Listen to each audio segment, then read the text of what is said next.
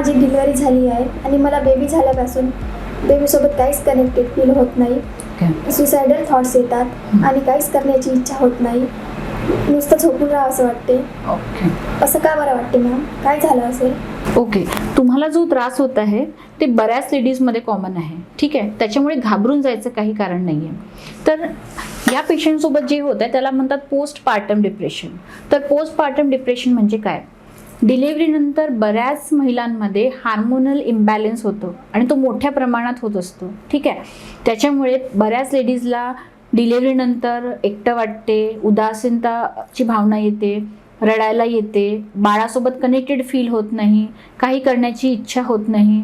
त्याच्यानंतर त्यांना असं वाटते की कधी कधी खूप जास्त झोप येते, कधी कधी बिलकुल झोप येत नाही, कधी कधी सुसायडल थॉटसुद्धा येऊ शकतात. तर हे सगळं आहे पोस्टपार्टम डिप्रेशन. ओके, तर आता ह्याला हे काही आजार किंवा डिसीज असं म्हणता येत नाही, पण ही रिकवर होणारी गोष्ट आहे. ठीक आहे, तर अशा कंडिशनमध्ये ती जे पेशंट आहे तिचे जे फॅमिली मेंबर्स आहेत त्यांनी तिला खूप जास्त सपोर्ट करण्याची गरज आहे यावेळेस. हे सगळे होण्याचे कारण जसं तुम्हाला म्हटलं होतं की हार्मोनल इम्बॅलन्स असते. दुसरं आहे तिला डिलिव्हरीनंतर कंटिन्युअसली 2-2 तासामध्ये उठावं लागतं बाळाला दूध पाजण्यासाठी, झोप होत नाही पेशंटची. त्याच्यानंतर जो सोशल टॅग आहे आणि जे आपण आईच्या साईडचे किंवा हस्बंडच्या साईडचे जे लोक आहेत ते सांगतात की हे खायचं नाही, ते खायचं नाही, आणि अशा सगळ्या गोष्टींमुळे त्यांना तर पुरेसं न्यूट्रिशन पण मिळत नाही.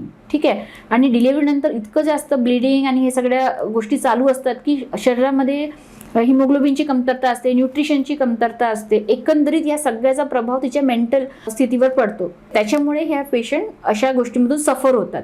तर सगळ्यात पहिल्यांदा पेशंटला तिचे जे पण कुटुंब आहे त्यांच्याकडून तिला भावनिक आधाराची खूप जास्त गरज असते. त्याच्यामुळे तिला पूर्ण वेळ सपोर्ट करा. नंतर ती जिम्मेदारी वाटून घ्या की तीच उठत आहे, ती बाळाला दूध पाजत आहे, तेव्हा तिची हेल्प करा, मदत करा. आणि जेव्हा बाळ झोपते तेव्हा तिलाही आराम देण्याची खूप जास्त गरज आहे. तिला काही काम सांगायचं नसते किंवा हे करा ते करा असं नाही. कोणीतरी बाळाची जिम्मेदारी घ्यायची, तिला पुरेशी झोप द्यायची.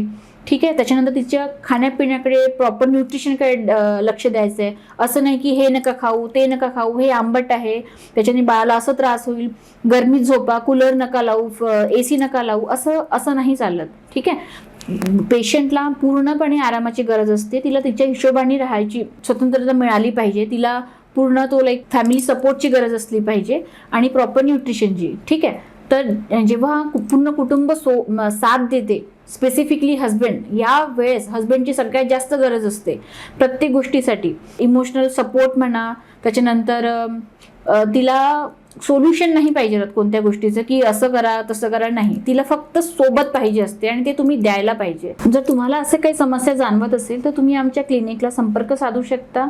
घाबरून जाण्याचं काहीही कारण नाही आहे. हे नॉर्मल नॅचरल गोष्ट आहे. Thank you so much.